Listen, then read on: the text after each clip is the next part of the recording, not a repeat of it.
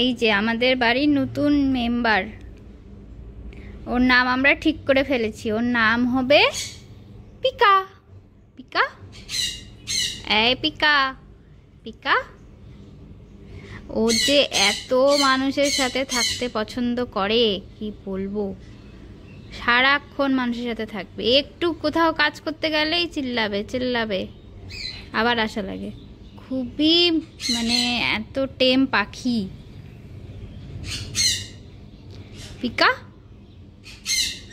কিন্তু ও অসুস্থ, ও কুনুর পাখিদের সাথে থাকার ফলে ওকে মেরে ওর লেজটা ভেঙে গেছে। এই অবস্থায় আমরা বার্ডসটা কিনেছি।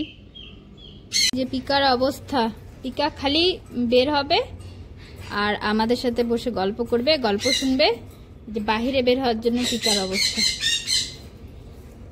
পিকা, এই যে পিকা কত ছটফট করছে বাহিরে বের হবে।